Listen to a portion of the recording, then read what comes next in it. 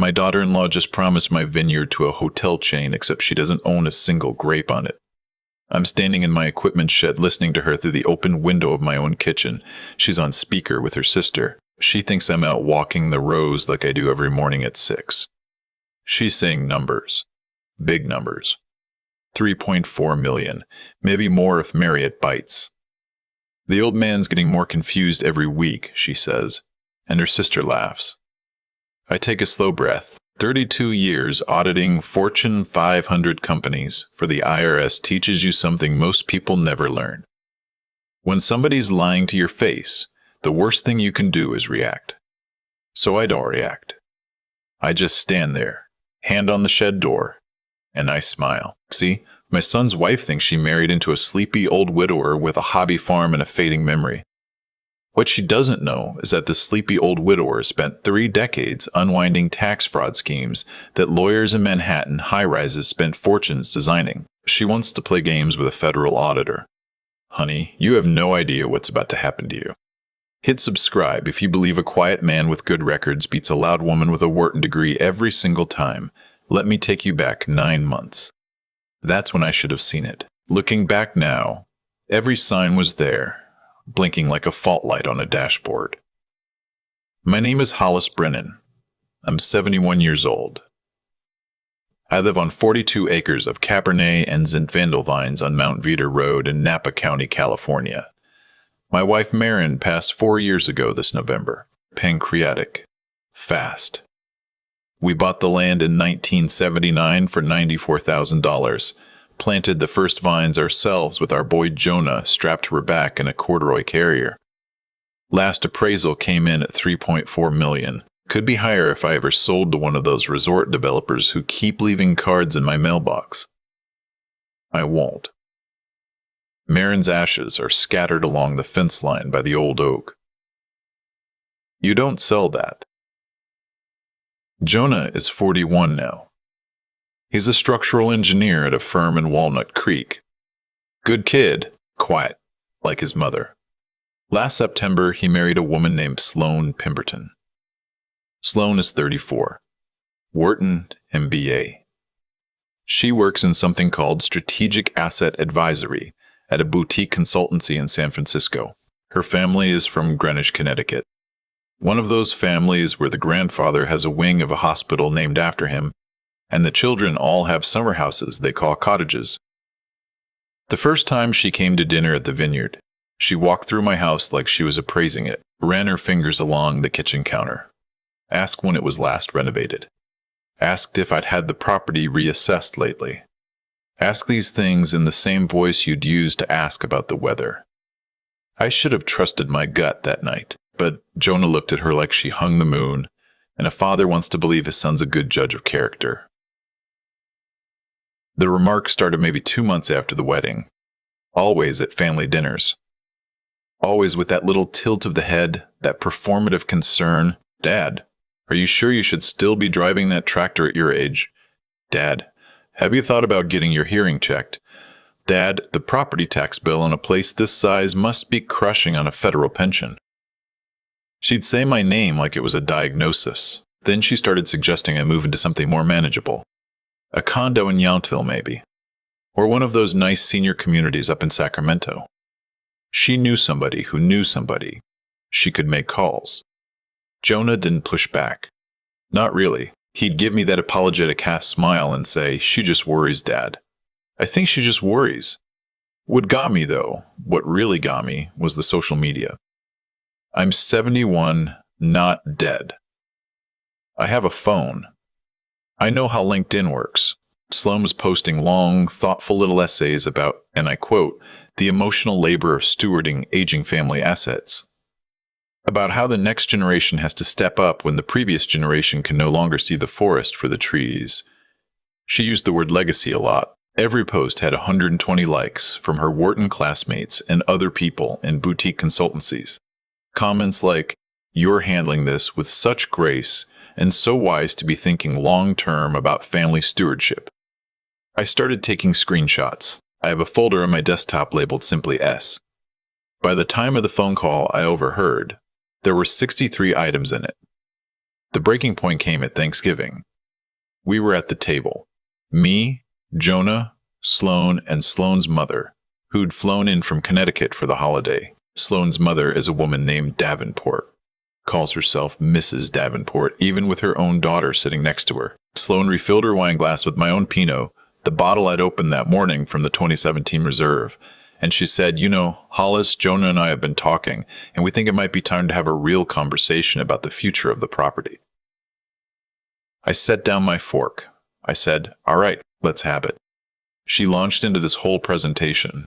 She'd clearly rehearsed it. She talked about how the vineyard was undermanaged, that the yields were below regional average, which is true, because I farmed dry without irrigation, and I let the vines suffer a little for better fruit, which any actual winemaker would know.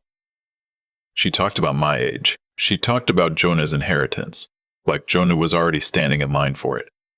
She talked about consolidating my assets into a family trust that she would help administer, just to make things easier, of course, just to take the burden off me. Her mother nodded along the whole time like they'd practiced this. Jonah stared at his plate. I said, "Sloan, that's a very organized proposal. I'll think about it." She smiled the smile of a woman who thinks she's won. She poured herself more of my wine. After they left, I sat in my office until 2 in the morning. Marin's photograph on the desk. The dog asleep on my feet. I thought about a lot of things. I thought about the way Sloan's mother had looked at the kitchen the same way Sloan had looked at the kitchen the same way Sloan had, appraising. I thought about how Sloan had asked twice where I kept Marin's old jewelry. I thought about 32 years of looking at people's tax returns and learning that the human animal lies in patterns, and the pattern was getting awfully clear. So I did what I've done my whole working life. I started building a file. I called my friend Quentin the next morning. Quentin Morsch. He's a retired federal prosecutor who lives over in St. Helena. We met 15 years ago on a fly fishing trip up the McCloud, and we've been friends ever since. I told him what was going on in broad strokes. He was quiet on the line for a long while. Then he said, "Hollis, document everything. Don't accuse anybody. Don't show your hand. Just open a journal and write down dates and quotes. If I'm wrong, you'll have an embarrassing diary in 5 years. If I'm right, you'll have a case." So that's what I did. I started a notebook, composition book, the kind kids use in school, 99 cents at the CVS in Napa. Date, time, who said what, witnesses if any. Old habits from the Bureau.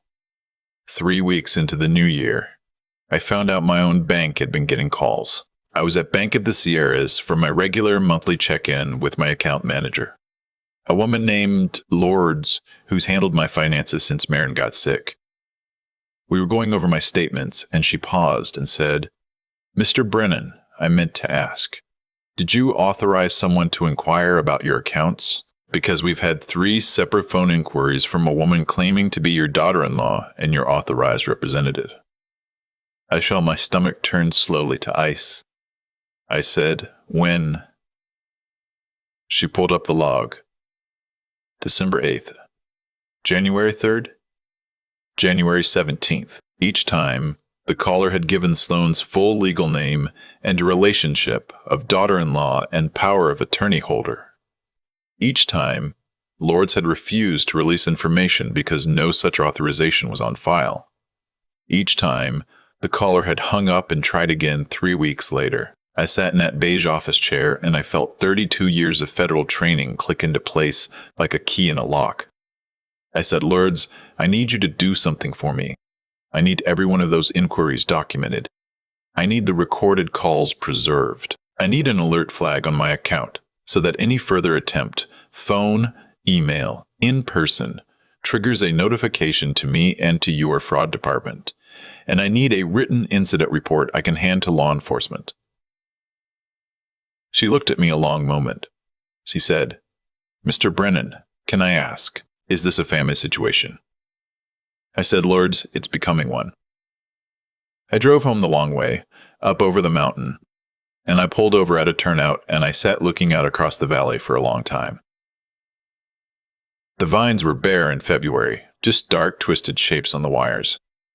I thought about Marin. I thought about Jonah at 8 years old, running barefoot down the rows with grape stains on his face.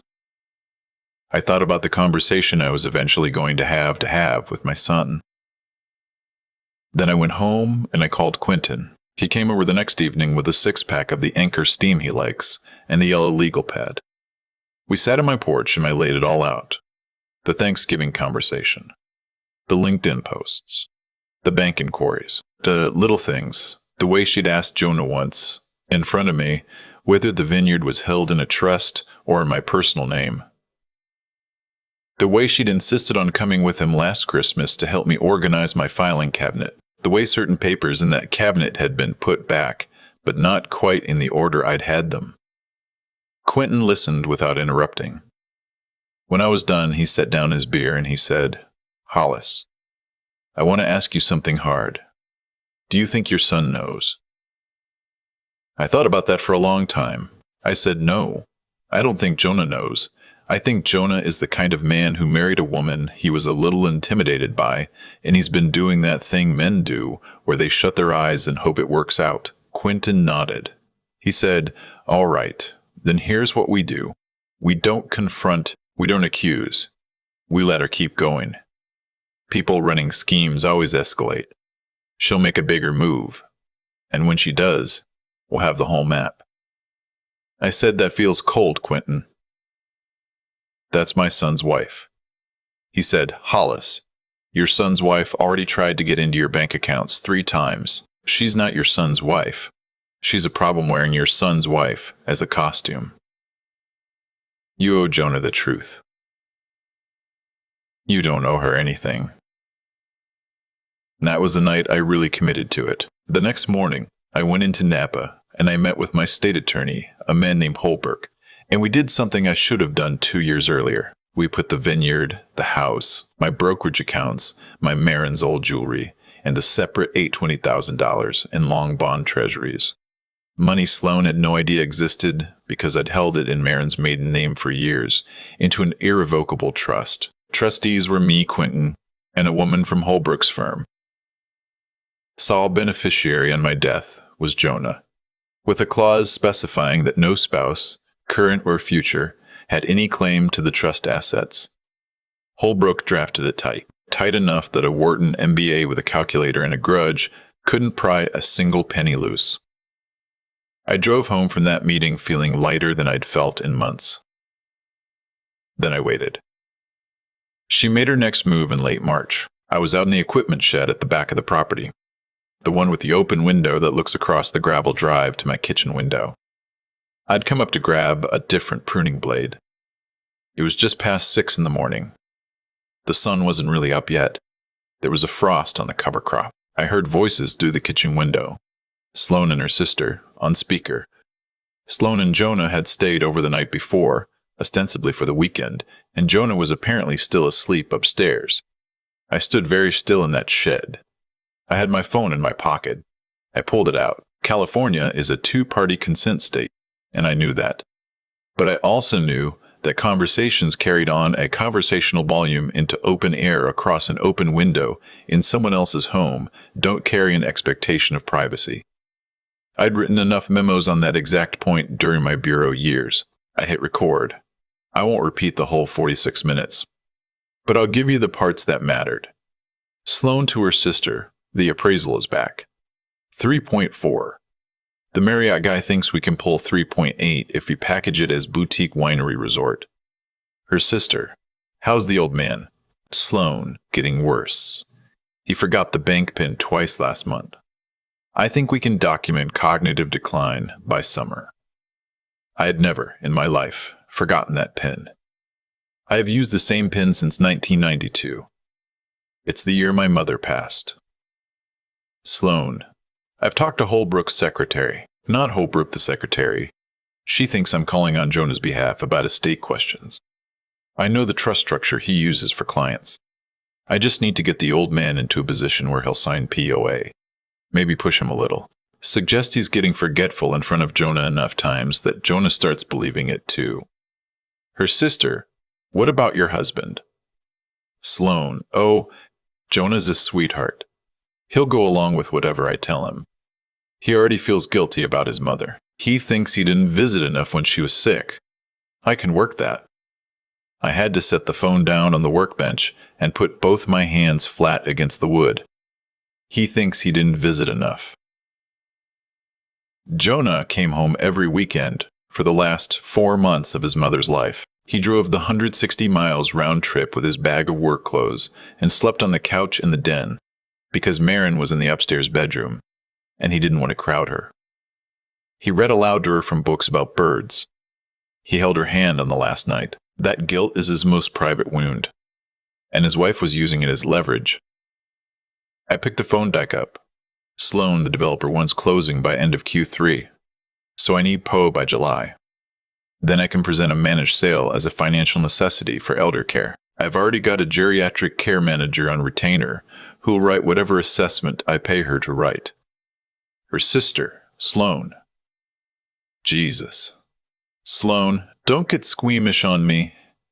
He's 71 in a house with 40 acres he can't even farm properly anymore.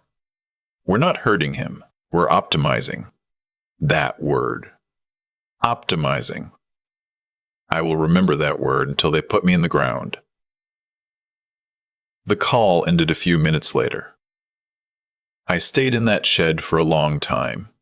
I could see, through the small dirty window, Sloane in my kitchen refilling her coffee from my pot, scrolling on her phone, wearing one of Marin's old cardigans she'd taken out of the hall closet without asking. I went back to the house at 7:30 like nothing had happened. Made small talk over breakfast. Asked Joan about a bridge project he was consulting on. Wished them safe travels when they drove off mid-morning. The moment their car was out of the gravel drive, I called Quentin and I said, "It's time." The next 4 months were the most disciplined work of my life, and I spent 32 years working for the IRS. So that's saying something. I never confronted Sloane. Not once.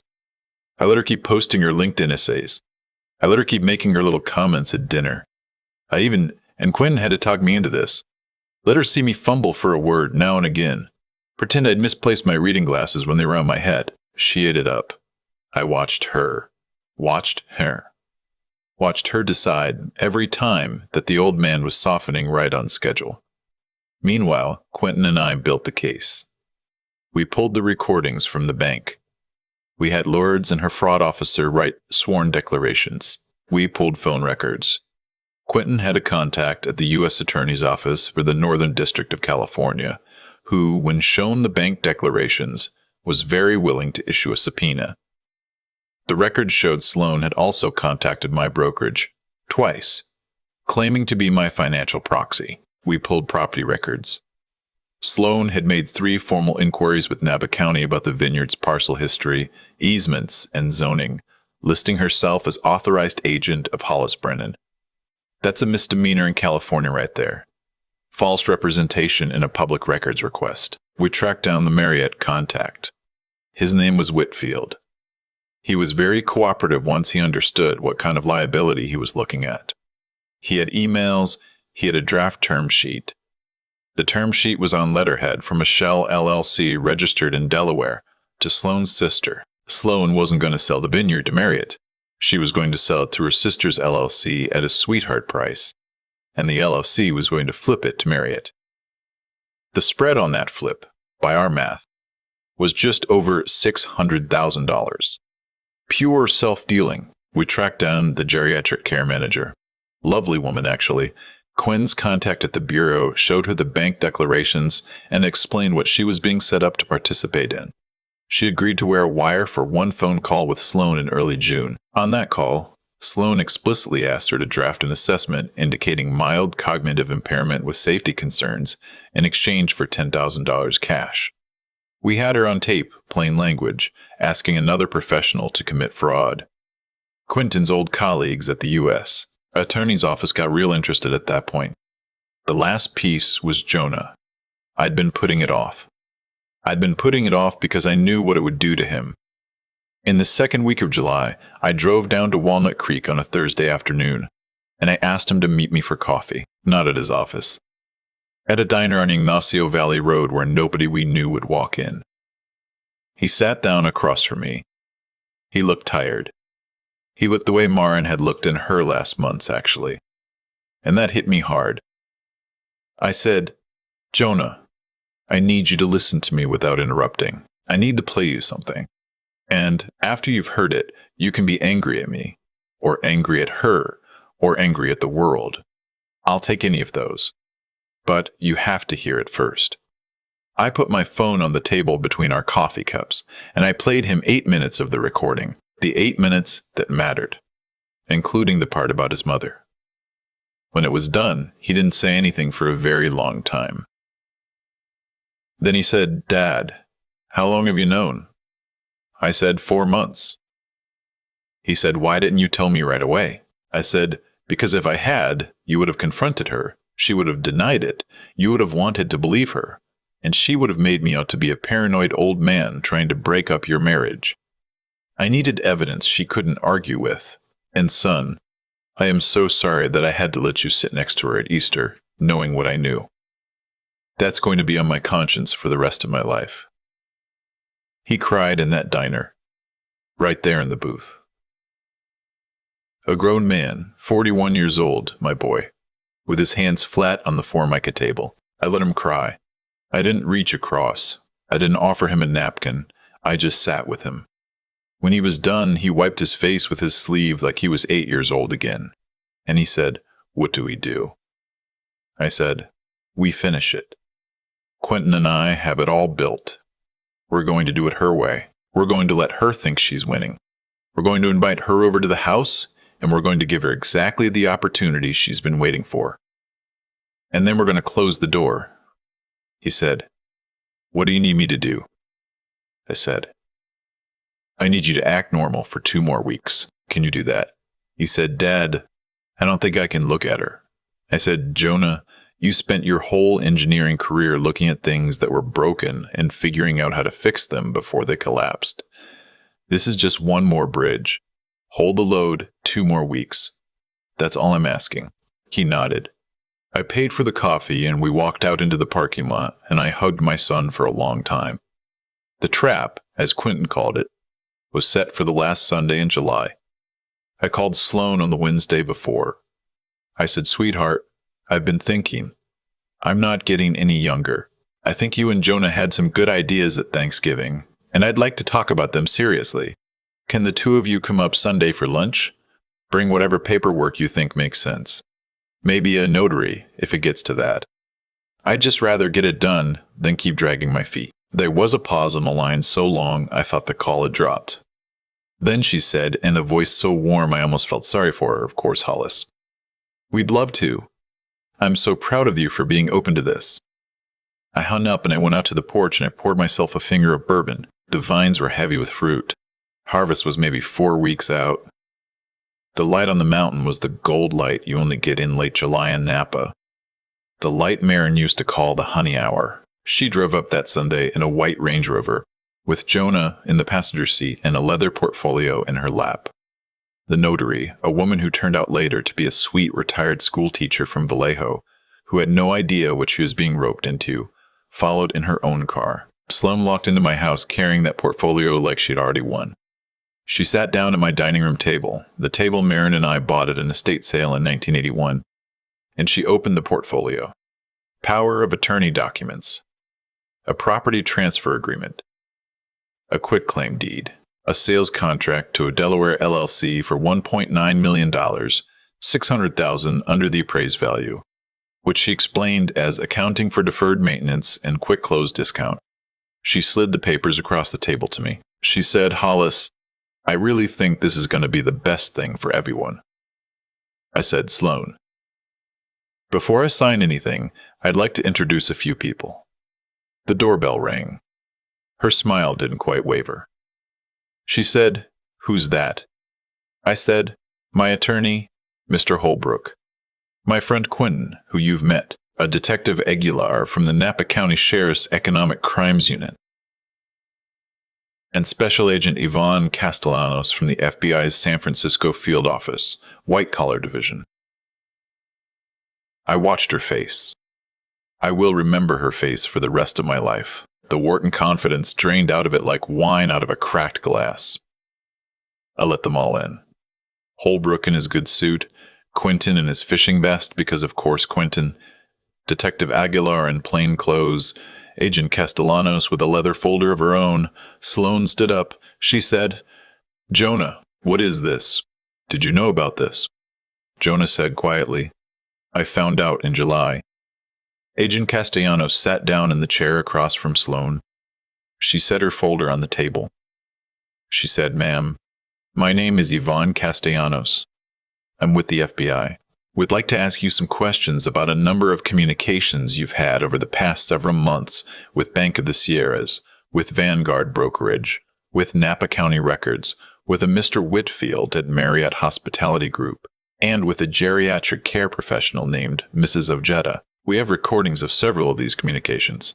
We have a signed declaration from Mrs. Ojeda regarding a cash offer you made her in June. And we have approximately 46 minutes of recorded audio from your phone call on March 21st, including statements regarding your husband, your father-in-law's cognitive status, and a contemplated property transaction with your sister's LLC. Sloane sat down very slowly. She said, "You can't record someone in California without their consent." Quinn spoke up, mild as ever. He said, "Ma'am, two-party consent applies to confidential communications. You were speaking on speakerphone at conversational volume into an open kitchen window of a home that wasn't yours at 6 in the morning. There's no expectation of privacy in that. We've already had this discussion with the U.S. Attorney's Office. They agree." She looked at the papers spread out in front of her. The notary, the poor, confused school teacher, sat in the corner clutching her purse like it might float her out of the room. Sloane said, "I want a lawyer." Detective Aguilar said, "That's your right, ma'am, but understand that you are not under arrest at this moment. We're here to give you the opportunity to come voluntarily and speak with us. If you'd rather, we can arrange this differently."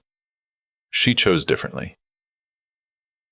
She was arraigned the following Wednesday. The charges, when they finally landed, were a small library, wire fraud, conspiracy to commit wire fraud, attempted grand theft, false representation in public records, solicitation of fraud in a healthcare assessment, conspiracy to commit elder financial abuse, which in California carries enhanced penalties because of the victim's age.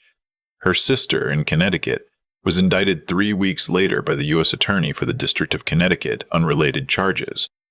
The Marriott deal evaporated. Whitfield, to his credit, sent me a handwritten apology. Sloane took a plea in December. Federal time.